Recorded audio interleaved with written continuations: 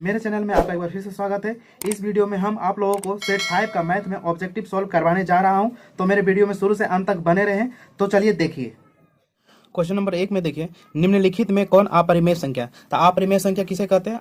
आप लोगों को पहले बता दिए थे। अपरिमेय संख्या होता है जो रूट से बाहर नहीं निकलता, उसको अपरिमेय संख्या बोलते हैं। जैसे √2 का बाहर हम लोग नहीं निकाल सकते हैं तोड़ के, जब भी निकलेगा पॉइंट में होगा, तो इसलिए इसको हम लोग क्या बोलेंगे? अपरिमेय संख्या। इसको बोलेंगे अपरिमेय संख्या। ठीक है। और कोई पूछेगा पाई क्या है? पाई भी एक अपरिमेय संख्या। क्या है? अपरिमेय संख्या। ठीक है। अगर इसका मान अगर बोल दे मान, तो इसका मान कितना होता है? 22/7। ये बोलेगा तो ये हो जाएगा परिमेय संख्या। परिमेय संख्या। उसी टाइप से क्वेश्चन नंबर 1 में देखिए, आपको ऑप्शन 3 तो दिया हुआ है।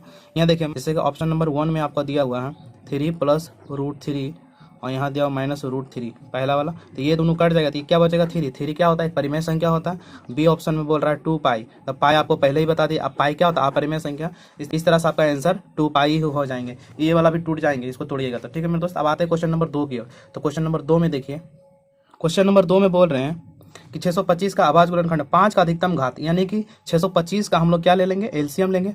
और क्या बोल रहा है? 5 का अधिकतम घात, यानी कि 5 से ही हम लोग क्या लगाएंगे? एलसीएम लगाएंगे, और कोई पहाड़ा से नहीं लगाना। तो 5 से लगाएंगे तो कितना बार में लगेगा? 125 बार में। फिर 5 से लगाइएगा एलसीएम, तो कितना बार में लगाएंगे? 25 बार में। फिर 5 से लगाइएगा तो 5 बार में। तो यहाँ देखिए, यहाँ पे लिखे 625 के ठो 5 आया, 1 2 3 4। तो यहाँ पे लिख सकते हैं 1 2 3 और 4। तब 5 पर पावर हम लोग ऐसे भी लिख सकते हैं। 5 पर पावर क्या लिख सकते हैं? 5 पर पावर 4। तो ये पूछ रहा है अधिकतम घात 5 का क्या होगा? तो यहाँ पे 4 होगा। तो इसका आंसर क्या लिख दीजिएगा? 4 आंसर, यानी कि आपका आंसर हो जाएंगे दूसरा का डी। ठीक है मेरे दोस्त, अब आते हैं क्वेश्चन नंबर 3 की ओर।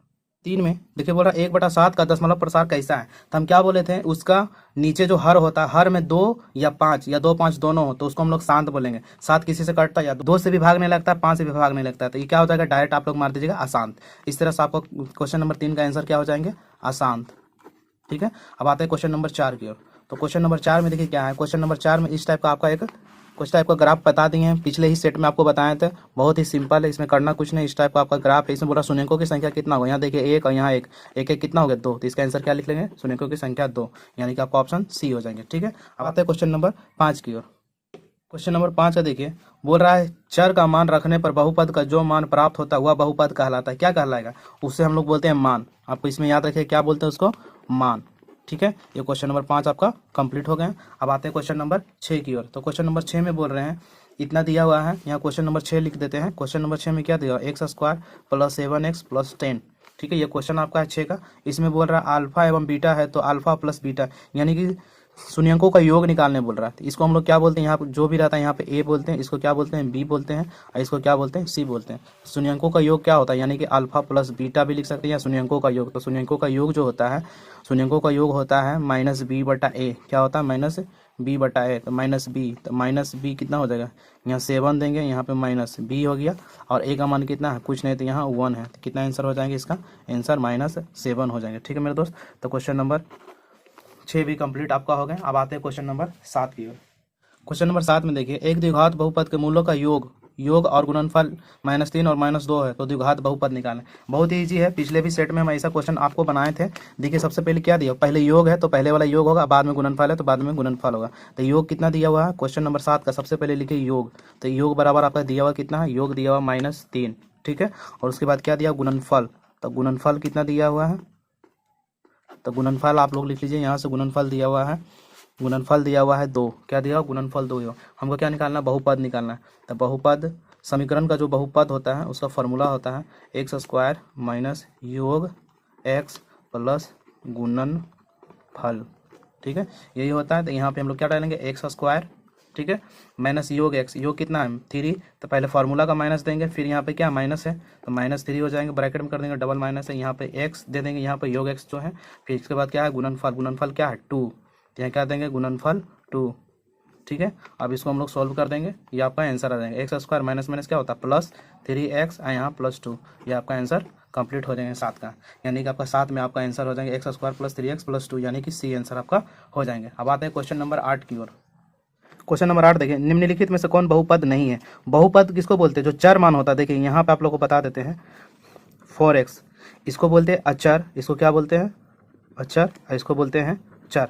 तो बहुपद का मतलब क्या होता है, जो अलजेब्रा वाला एक्स वाई जेड जो भी चीज़ होता है ABCD वाला, तो हमको क्या करना है, जो इधर वाला होता है वो कभी माइनस में नहीं होना चाहिए।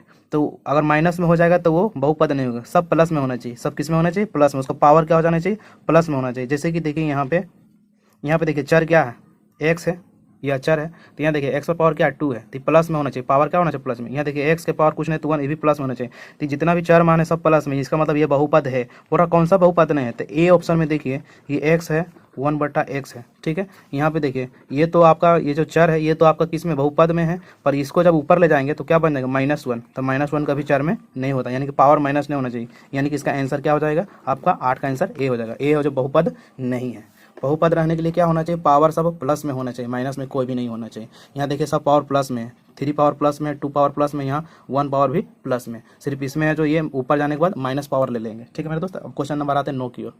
क्वेश्चन नंबर 9 में देखिए x² + 2x + 4 = 0, इसके मूल निकालने। तो मूल निकालने के लिए सबसे पहले आप लोगों को करना क्या है, यहाँ पे देखिए क्वेश्चन x² + 2x + 4 = 0।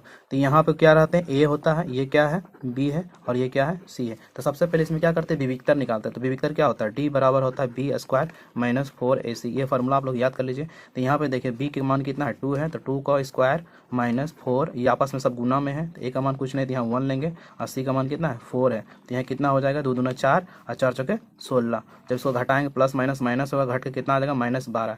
यानी कि d बराबर क्या आ गया, -12। जब माइनस में आ जाएगा यानी कि d और 0 में अगर कंपेरिजन करते हैं तो यहाँ देखिए ये -12 आते, दोनों बड़ा कौन होगा, तो माइनस कभी बड़ा नहीं हो सकता, प्लस वाला बड़ा होगा, तो ये बड़ा हो जाएगा। जब ऐसा आ जाएगा तो हम लोग क्या करते हैं, मूल वास्तविक नहीं है, मूल वास्तविक नहीं है, ठीक है मेरे दोस्त। इस तरह से क्वेश्चन नंबर 9 कंप्लीट हो गए। अब आते हैं क्वेश्चन नंबर 10 की ओर।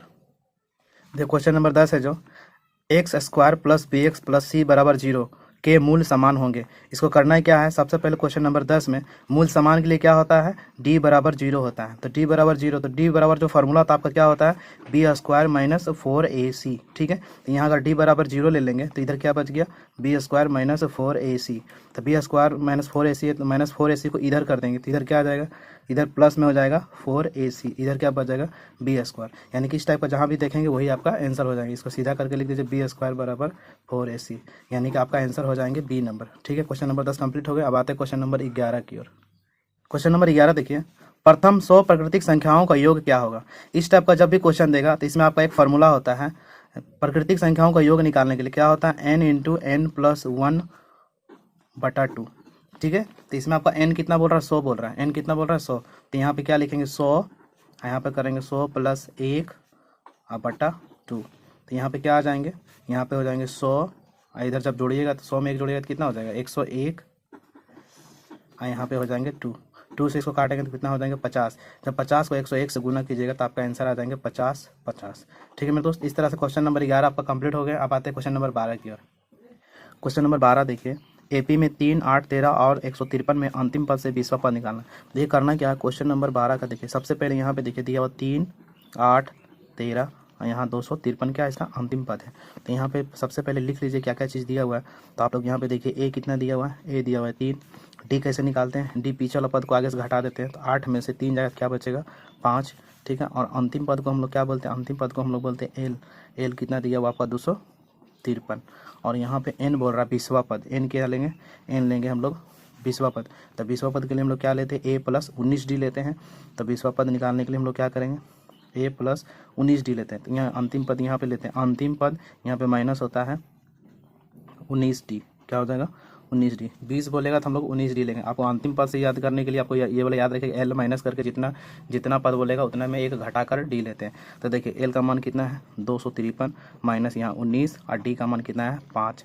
तो यहाँ देखिए 253 माइनस 19 बचे कितना हो जाएगा 95। अब आप इसको घटा दीजिएगा, आपका आंसर देखिए घटाने के बाद आपका आएगा 158 आंसर, ठीक है। इस तरह से क्वेश्चन नंबर 12 आपका कंप्लीट हो गया। अब आते हैं क्वेश्चन नंबर 13 की ओर।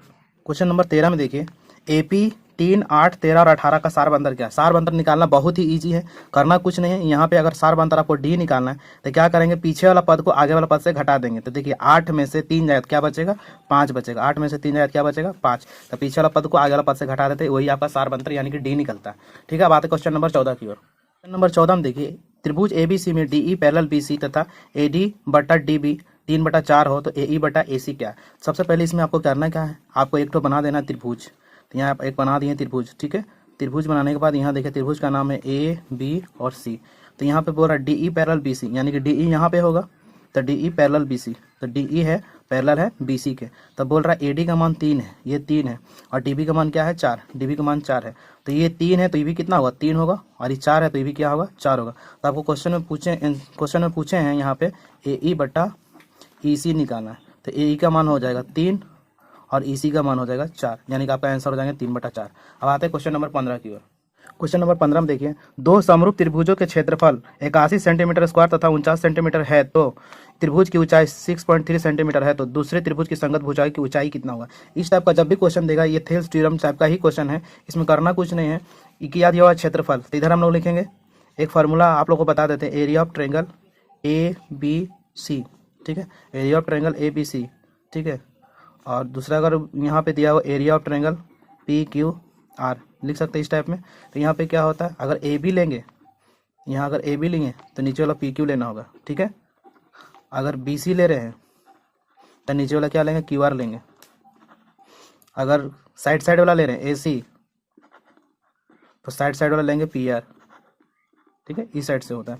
तो इस सब पे क्या होता है स्क्वायर होता है, सब पे क्या होता है यहाँ पे स्क्वायर होता है। ये एक आपका फॉर्मूला, ठीक है। ये आगे इसमें करना ही क्या है, इसमें देखिए इतना से उतना तामझाम करना नहीं है, डायरेक्ट इस टाइप का क्वेश्चन रहेगा तो हम लोग करेंगे क्या, ये जो दिया हुआ है क्षेत्रफल, क्षेत्रफल बाएं साइड हमेशा बट्टा में होता है, क्षेत्रफल हमेशा क्या होता है बाएं साइड बट्टा में। तो इसका क्षेत्रफल क्या है 81, इसका क्षेत्रफल क्या है 49, ठीक है। तो इधर ऊंचाई दिया हुआ, तो मान लीजिए तीनों में से कुछ भी दिया हुआ है, तो यहाँ मान लीजिए एक ऊंचाई दिया हुआ कितना दिया 6.3, और एक का ऊंचाई दूसरे का ऊंचाई आपको पता नहीं है। तो इधर मतलब हम क्या बोले थे स्क्वायर हमेशा चढ़ा हुआ रहेगा, इधर क्या चढ़ा रहेगा स्क्वायर चढ़ा रहेगा। स्क्वायर अगर इधर हटेगा तो इधर क्या चढ़ जाएगा रूट चढ़ जाएगा, इधर क्या चढ़ जाएगा रूट। तो 81 बट्टा क्या हो जाएगा 49, इधर क्या बच गया 6.3/x, ठीक है। तो 81 का बाहर कितना निकल जाएंगे रूट से 9, और इसका कितना निकल जाएगा 7, इधर कितना होगा 6.3/x। इसको हम लोग क्या करेंगे क्रॉस गुना कर देंगे, जब इसको इससे गुना कर देंगे तो हो जाएगा 9x, और जब इसको इससे गुना कर देंगे तो यहाँ पर लिख देंगे 6.3 गुना 7, ठीक है।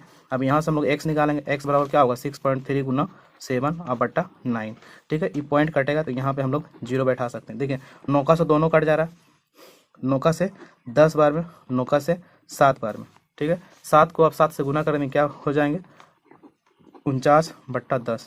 इसका फाइनल आंसर आपका क्या आ जाएगा 4.9, ठीक है मेरे दोस्त। इस तरह से आपका क्वेश्चन नंबर 15 कंप्लीट हो गया। अब आते हैं क्वेश्चन नंबर 16 की ओर। क्वेश्चन नंबर 16 में चक्रीय चतुर्भुज के चारों कोनों का योग क्या होता है। चक्रीय चतुर्भुज का मतलब क्या होता है, एक हो गया आपका ये हो गया सर्कल, और इसके बीच में एक चतुर्भुज बना हुआ, इसको हम लोग चक्रीय चतुर्भुज बोलते हैं। यानी कि चारों कोण अंदर में जो बनता है वो कितना बनेगा, वो हमेशा 360 डिग्री, क्योंकि चतुर्भुज का हमेशा चारों कोण मिला के कितना होता है 360। तो इसका आंसर कितना हो जाएगा 360, यानी कि बी आंसर हो जाएगा क्वेश्चन नंबर 16 का। अब आते हैं क्वेश्चन नंबर 17 की ओर। क्वेश्चन नंबर 17 में देखिए, बिंदु ए कोस थीटा और 0 तथा 0 ए साइन थीटा के बीच की दूरी क्या है। तो दूरी वाला फार्मूला से हम लोग को निकाल देना। तो क्वेश्चन नंबर 17 में देखिए करना कुछ नहीं है। क्वेश्चन नंबर 17 में सबसे पहले आप लोग क्या करना है, यहाँ पे बिंदु को लिख लेना है। मान लीजिए एक बिंदु आपको क्या दिया हुआ है, यहाँ पे दिया हुआ ए कोस थीटा, ठीक है, यहाँ पे 0 दिया हुआ, और दूसरा बिंदु क्या है यहाँ पे है 0 क्या है ए साइन थीटा। इस टाइप में दो बिंदु है। तो हम लोग जानते हैं आगे वाला को क्या बोलते हैं x1, पीछे वाला को क्या बोलते हैं y1, ठीक है। इसको क्या बोलते हैं x2, इसको क्या बोलते हैं y2। डायरेक्ट हम लोग दूरी का फार्मूला लगा के बना देंगे, क्योंकि ऑब्जेक्टिव में तो सब्जेक्टिव टाइप को बनाना नहीं है। तो दूरी का फार्मूला क्या होता है, दूरी का फार्मूला आप लोग को बता देते हैं। यहाँ पे x2 - x1 का होल स्क्वायर होता है, प्लस y2 - y1 का होल स्क्वायर होता है, और पूरे पे क्या चढ़ा देते हैं रूट चढ़ा देते हैं। ये आपका दूरी का फार्मूला है, ठीक है। अब यहाँ पे हम लोग मान बैठा देंगे। x2 का मान कितना दिया हुआ है 0 दिया हुआ है, यहाँ माइनस है फार्मूला में। उसके बाद x1 का मान क्या है a cos थीटा, ठीक है। उसके बाद पूरे पे क्या है होल स्क्वायर हो जाएगा, प्लस फिर y2 का मान कितना दिया हुआ a साइन थीटा, ठीक है, माइनस फिर y1 का मान कितना, y1 का मान है 0, पूरे पे होल स्क्वायर है, और पूरे पे क्या डाला हुआ है रूट ओवर डाला हुआ है।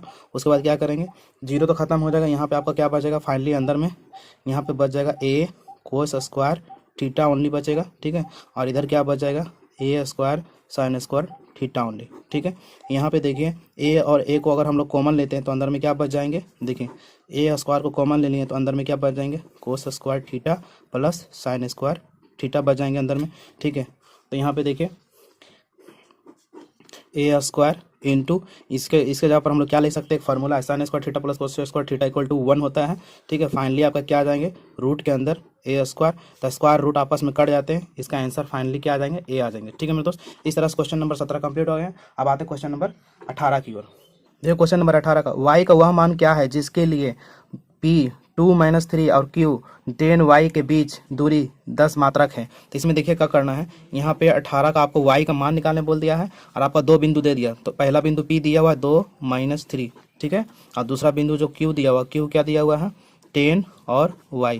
ठीक है, यहाँ पे देखिए आगे वाला हम लोग क्या लिखते हैं x1 और ये पीछे वाला क्या लिखते हैं y1। यहाँ पे दूसरा वाला हम क्या लिखते हैं x2 और पीछे वाला क्या लिखते हैं y2।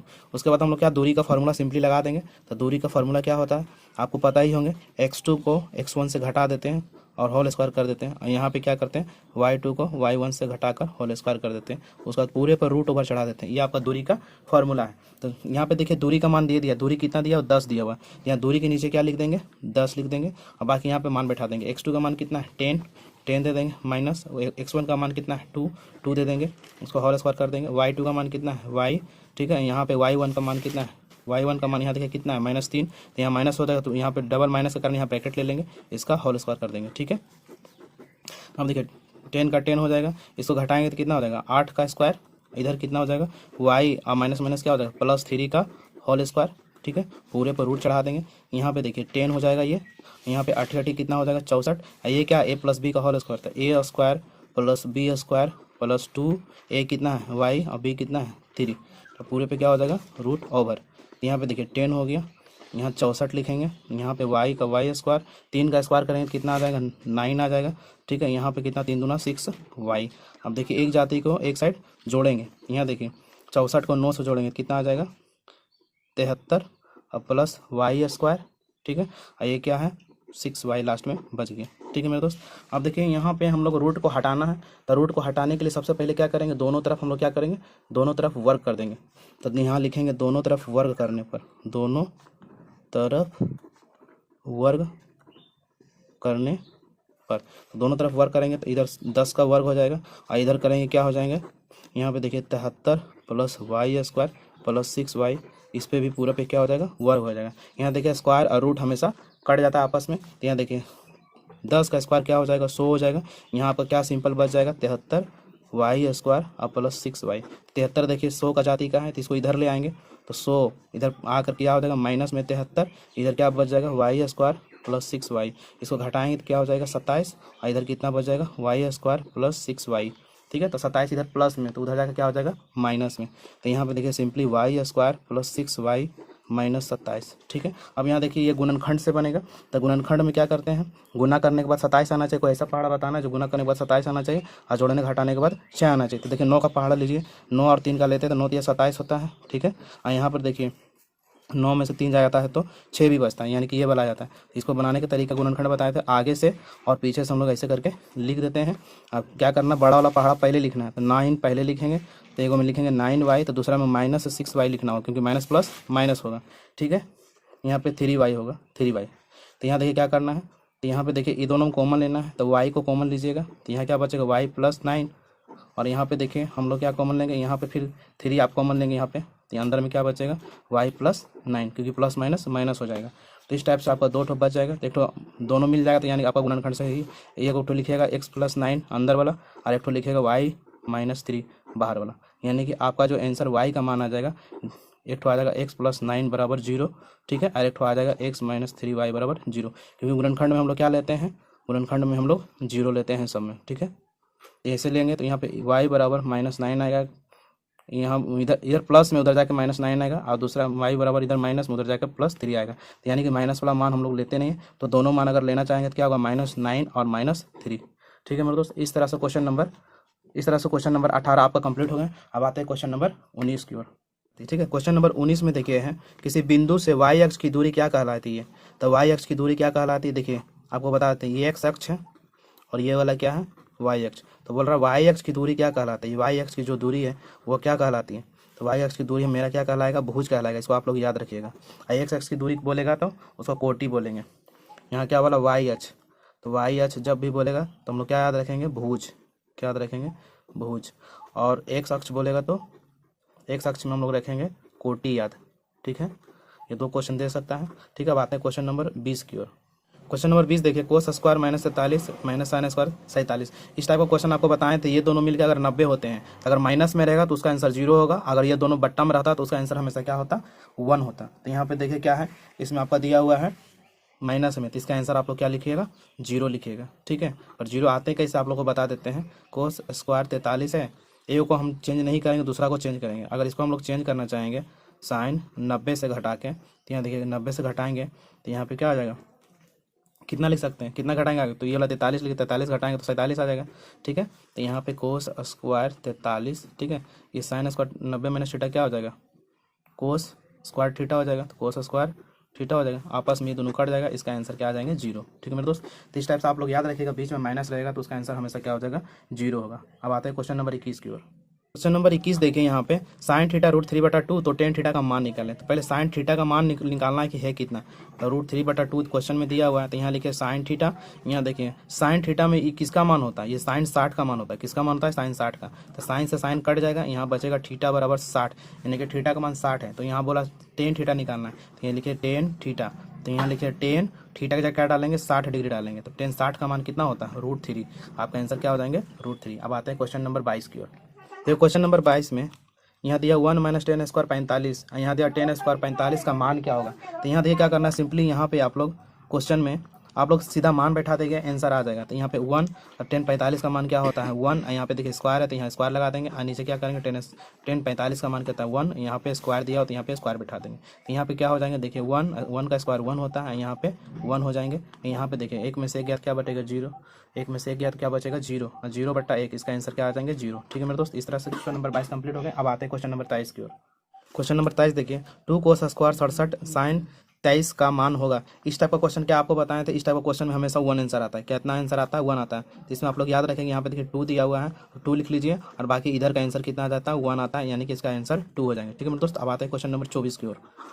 ये क्वेश्चन नंबर 24 का 10a बराबर 4/3 हो तो 1 माइनस कोस स्क्वायर a का मान निकालना है। तो देखिए यहाँ पे करना कुछ नहीं है, यहाँ पे सबसे पहले हम लोग क्या करेंगे, 10a बराबर होता क्या है 4/3 यहाँ दिया हुआ है, तो 10 थीटा बराबर हम लोग क्या जानते हैं p/b, यानी कि p का मान हो गया 4 और b का मान हो गया 3, हमको h निकालना है। तो h बराबर क्या होता है, फॉर्मूला आप लोग को पाइथागोरस वाला याद होगा, p square plus b square का रूट ओवर। तो h बराबर p का मान कितना है 4 का स्क्वायर और प्लस b का मान कितना है 3 का स्क्वायर, पूरे पे रूट ओवर चढ़ा देंगे। h बराबर कितना हो जाएगा 4 चौके 16 और 9, ठीक है, 16 9 कितना हो गया 25, और रूट से 25 का कितना बाहर निकलता है यहाँ पे 5, तो h बराबर 5 हो गया, ठीक है। हमको क्या निकालना है, यहाँ हमको इसमें बैठा देना है। तो यहाँ पे क्वेश्चन में दिया हुआ क्या, यहाँ क्वेश्चन में दिया हुआ 1 माइनस कोस स्क्वायर a, ठीक है। तो 1 माइनस कोस का फॉर्मूला क्या होता है b/h, क्या होता है b/h, यहाँ स्क्वायर तो यहाँ क्या डाल देंगे स्क्वायर डाल देंगे, और कुछ नहीं करना है। यहाँ पे देना है 1 माइनस b का मान कितना है, देखिए b का मान यहाँ दिया हुआ 3, ठीक है। तो यहाँ बैठा देंगे 3, h का मान कितना है, देखिए h का मान आया 5, तो यहाँ बैठा देंगे 5,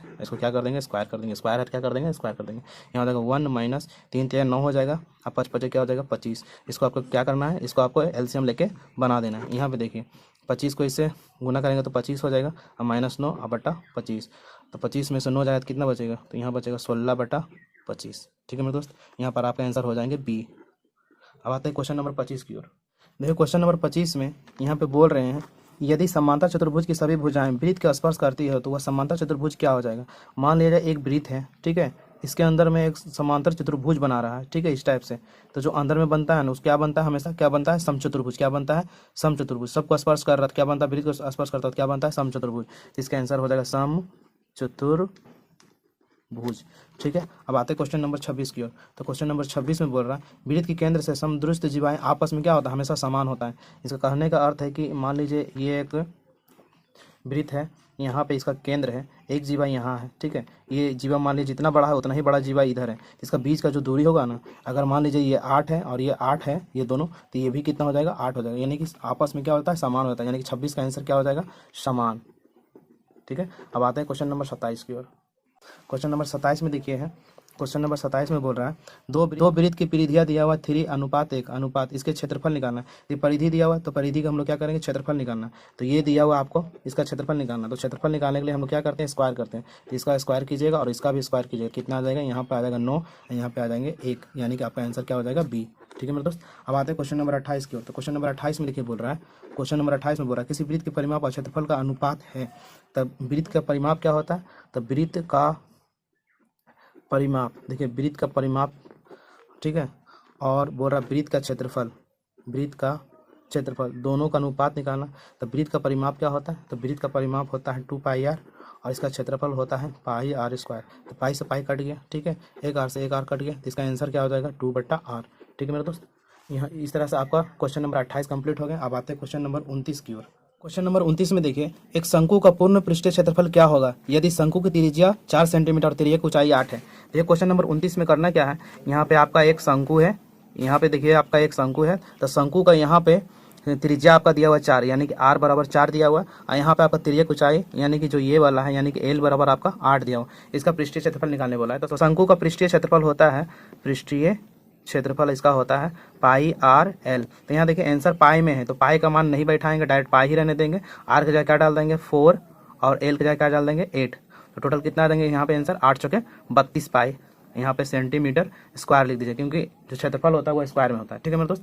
अब आते हैं क्वेश्चन नंबर 30 की ओर। क्वेश्चन नंबर 30 में देखिए बोल रहा है दो बेलन की त्रिज्या 4:5 है और इनकी ऊंचाइयों का अनुपात 5:3 है, तो उनके आयतनों का अनुपात क्या होगा। तो सबसे पहले इसमें करना क्या, देखिए क्वेश्चन नंबर 30 का यहाँ पे बोल रहा है कि आपका दो बेलन है, ठीक है, दो बेलन है यहाँ पे, और इस बेलन यहाँ पे दो बेलन पहले आप बना लीजिए, दो बेलन है। तो बोल रहा पहली बेलन की जो त्रिज्या है 4 है, इसका यानी कि त्रिज्या क्या है 4 है, r1 बोल दीजिए, इसको 4 है, ठीक है, और दूसरी बेलन की त्रिज्या कितना है 5, यानी कि इसको r2 बोल दीजिए 5 है। बोल रहा पहला की ऊंचाई कितना दिया, ऊंचाई का अनुपात पहला का 5 है, तो इसका हाइट कितना है 5 और इसका हाइट कितना है 3, इसका हाइट है 3। बोल रहा दोनों का आयतनों का अनुपात, तो आयतन का अनुपात क्या होगा, इसका हो जाएगा आयतन πr²h, r1 हो जाएगा, इसका हो जाएगा πr²h, यहाँ पे क्या है r2 है, ठीक है। पाई पाई यहाँ से तो कट जाएगा, ठीक है। यहाँ पे करना है क्या है, r का मान क्या है, r1 का मान है 4, तो स्क्वायर का मतलब 2 4 हो जाएंगे, और गुना क्या हो जाएगा h का मान कितना है 5, और नीचे वाला क्या हो जाएगा r2 का स्क्वायर, तो r2 का स्क्वायर यानी कि 5 × 5, ठीक है। और यहाँ पे हाइट कितना है 3 है, यहाँ से 5 5 काट देंगे, ऊपर में क्या बच गया 16, और यहाँ गुना करेंगे 5 × 15, यानी कि इसका अनुपात जो आपका आंसर आ जाएंगे 16:15। ठीक है मेरे दोस्त। इस तरह से क्वेश्चन नंबर 30 कंप्लीट हो गए। अब आते हैं क्वेश्चन नंबर 31 की ओर। क्वेश्चन नंबर 31 में देखिए किसी घन का किनारा एवं विकर्ण की लंबाई का अनुपात बताना है। तो कोई भी घन होता है, कोई भी घन होता है, यहाँ पे देखिए कोई भी घन होता है यानी कि लिडो का जो गोटी होता है, इसका किनारा अगर हम लोग 1 मानते हैं, 1 मानते हैं, ठीक है, तो इसका बीच का विकर्ण क्या होता है √3 होता है, तो इसका आंसर हम लोग लिख सकते हैं 1√3। ठीक है मेरे दोस्त। अब आते हैं क्वेश्चन नंबर 32 का। तो क्वेश्चन नंबर 32 में बोल रहे हैं, क्वेश्चन नंबर 32 में बोल रहे हैं गोले के संपूर्ण पृष्ठीय क्षेत्रफल का निम्न में से कौन सा होगा अगर त्रिज्या r है। मानिए कि एक यहाँ पे आपको दिया हुआ क्या है, यहाँ पे गोला दिया हुआ है, ठीक है, और इसका त्रिज्या क्या दिया हुआ है, यहाँ पे r दिया हुआ, त्रिज्या r दिया हुआ। तो बोल रहा है इसका पृष्ठीय क्षेत्रफल निकालने के लिए, तो पृष्ठीय क्षेत्रफल क्या होता है, गोला का पृष्ठीय क्षेत्रफल आपका होता है 4πr²। ठीक है मेरे दोस्त। इस तरह से क्वेश्चन नंबर 32 आपका कंप्लीट हो गया। अब आते हैं क्वेश्चन नंबर 33 की ओर। नंबर 33 में देखिए 5 6 7 6 4 2 1 का माध्यिका निकालना है। तो यहाँ पे क्या दिया हुआ 5 6 7 6 4 2 1। माध्यिका निकालने के लिए सबसे पहले आरोही क्रम में आप लोग सजा लीजिएगा, आरोही क्रम में सजा लीजिएगा। तो सबसे पहले क्या है 1, यहाँ पे टिक लगा दीजिए, उसके बाद क्या है 2, तो 2 भी टिक लगा लीजिए, उसके बाद 2 के बाद क्या है 3 नहीं है तो 4 है, तो 4 को टिक लगा लीजिए, उसके बाद 5 नहीं है, 5 है, 5 एक ठो है, 6 के ठो है, 2 ठो है, तो यहाँ पे 2 ठो 6 लिखेंगे, और 7 के एगो है, 7 एगो है, तो यहाँ पे गिन लीजिए के ठो 1 2 3 4 5 6 7। यहाँ पे देखिए 1 2 3 4 5 6 7, तो दोनों में 7 7 आएंगे, इसका मतलब आपका सही है। तो क्या करते हैं दोनों साइड से जो बीच में पड़ता है, देखिए 3 को इधर से काट दिए, 3 को इधर से काट दिए, बीच में क्या बच रहा है 5, तो 5 मेरा क्या हो गया माध्यिका, तो माध्यिका क्या हो गया 5। अगर बीच में 2 को बचेगा, अगर 2 अंक बीच में बचेगा तो दोनों को जोड़ के 2 से भागा दे देंगे, अगर 1 बचेगा तो डायरेक्ट यही आपका आंसर हो जाएंगे। अब आते हैं क्वेश्चन नंबर 34 की ओर। क्वेश्चन नंबर 34 देखिए यदि 4 लगातार विषम संख्याओं का माध्य 6 है तो सबसे बड़ी संख्या होंगी। तो देखिए क्या करना है, 4 विषम संख्या मान लीजिए, पहला संख्या आपका विषम संख्या x है, दूसरा हम मान लिए x+1, ये विषम संख्या होता है, उसका बाद मान लिए विषम संख्या, तीसरा विषम संख्या क्या मान लिया x+3, और चौथा विषम संख्या क्या मान लिया x+5। तो सबका माध्य क्या दिया हुआ है, सबका माध्य 6 दिया होता है। माध्य का मतलब क्या होता है, टोटल को जोड़ते हैं, तो जब हम लोग माध्य निकालेंगे तो टोटल को क्या करेंगे जोड़ेंगे, तो क्या हो जाएगा x, यहाँ क्या हो जाएगा x+1, यहाँ क्या हो जाएगा x+3, ठीक है, यहाँ क्या हो जाएगा x+5। सबको जोड़ेंगे तो क्या हो जाएगा 1x 2x 3x 4x, यहाँ क्या लिखेंगे, और सबको कितना से भागा देते हैं हम लोग, भागा देंगे 1 2 3 4, माध्य निकालने के लिए जितना उतना ही से भागा देंगे। तो यहाँ माध्य कितना दिया, माध्य बराबर 6 दिया हुआ है, ठीक है, तो यहाँ पे कितना x हो जाएंगे 4x, इसको जोड़ेंगे तो 3 1 4 5 4 9, तो यहाँ पे 9 हो जाएगा, यहाँ पे 4, इसको इधर से गुना करेंगे क्या हो जाएगा 24, ठीक है, इधर हो जाएगा 4x + 9। तो यहाँ पे 9 को इधर भेजेंगे, ये एक जाति का है, ठीक है। तो यहाँ हो जाएगा 4x, 24 में से 9 जाएगा कितना 15 बचेगा, कितना बचेगा 15। तो इधर हो जाएगा 4x, तो x का मान कितना हो जाएगा, x का मान हो जाएगा यहाँ पे आपका 15/4। लगभग ही कितना बार में कट रहा है, लगभग ही 3 बार में कट रहा है, 4 3 12, 4 4 16, 3 बार में कट रहा है, तो हम लोग लगभग ले लेंगे, ठीक है। तो यहाँ पे देखिए सबसे बड़ी संख्या क्या है, इधर वाला सबसे बड़ी संख्या है। यहाँ देखिए सबसे बड़ी संख्या क्या है, x + 5 सबसे बड़ी संख्या है। तो हमको यहाँ पे करना है क्या है, x + 5 यहाँ, तो x की जगह क्या डालेंगे, 3 डालेंगे, तो 5 3 8, तो लगभग कितना रहा 8। तो 8 के आसपास कौन है, वही आप आंसर यहाँ पे मार दीजिए। 8 के आसपास कौन है, 9 है, तो आप इसका आंसर क्या मार दीजिएगा, 9 मार दीजिएगा, ठीक है मेरे दोस्त। अब आते हैं क्वेश्चन नंबर 35 की ओर। क्वेश्चन नंबर 35 देखिए, 1 3 5 1 0 5 2 5 7 का बहुलक क्या हो। बहुलक का मतलब आपका होता है जो सबसे ज़्यादा बार आता है उसी को हम लोग बहुलक बोलते हैं। यहाँ देखिए 5 कितना बार आए, 1 बार 2 बार 3 बार, तो यहाँ पे आपका बहुलक क्या हो जाएंगे, 5 हो जाएंगे। 35 का आंसर आपका क्या हो जाएगा, यहाँ पे बहुलक आप लोग लिख लीजिएगा, बहुलक बराबर 5, क्योंकि बहुलक बहुत बार आया, ठीक है मेरे दोस्त। अब आते हैं क्वेश्चन नंबर 36 की ओर। देखिए क्वेश्चन नंबर 36 का, किसी बटन की माध्यिका इनमें से कौन है। तो देखिए 36 के लिए आपको एक तो फार्मूला बताते हैं। 36 के लिए देखिए बहुलक बराबर जो फार्मूला होता है, बहुलक बराबर फार्मूला होता है, यहाँ पे आप लोग याद रखिएगा 3 माध्यक -2 माध्य। बहुलक बराबर ये फार्मूला आपका होता है, आपको इसे रट जाना है। इसी से रिलेटेड आपको ये फार्मूला दिया है। यहाँ पर माध्यिका क्या होगा, यहाँ से अगर हम लोग माध्यिका निकालना चाहेंगे तो यहाँ देखिए बहुलक, ठीक है, माइनस में इधर क्या हो जाएगा +2 माध्य, क्या हो जाएगा 2 माध्य, यहाँ गुना दे सकते हैं माध्य, ठीक है। इधर क्या बचेगा मेरा 3 माध्यक बच गया, ठीक है, 3 माध्यक। तो ये वाला इधर भेज दिए। अब देखिए क्या करेंगे, माध्यक निकालना है तो 3 को इधर भेजेंगे, तो क्या मेरा बचेगा, बहुलक बराबर +2 गुना माध्य बराबर, देखिए 3 को इधर भेजेंगे तो 3 नीचे आ जाएगा, यहाँ पे क्या हो जाएगा माध्यक, ठीक है। तो इस टाइप से आपका ऑप्शन नंबर ए सही हो जाएगा। ये देखिए मिल गए हैं, यही आपका आंसर हो जाएगा। अब आते हैं क्वेश्चन नंबर 37 की ओर।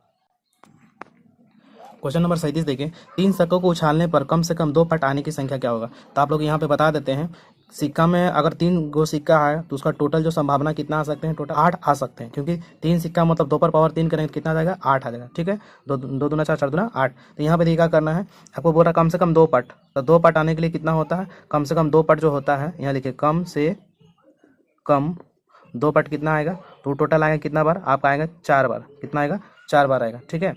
तो यहाँ पे आपका प्रेक्ता जो हो जाएगा, प्रेक्ता हो जाएगा कितना हो जाएगा 4/8, इसको काट देंगे, आंसर कितना आ जाएगा 1/2। इस तरह से क्वेश्चन नंबर 37 आपका कंप्लीट हो जाता है। अब आते हैं क्वेश्चन नंबर 38 की ओर।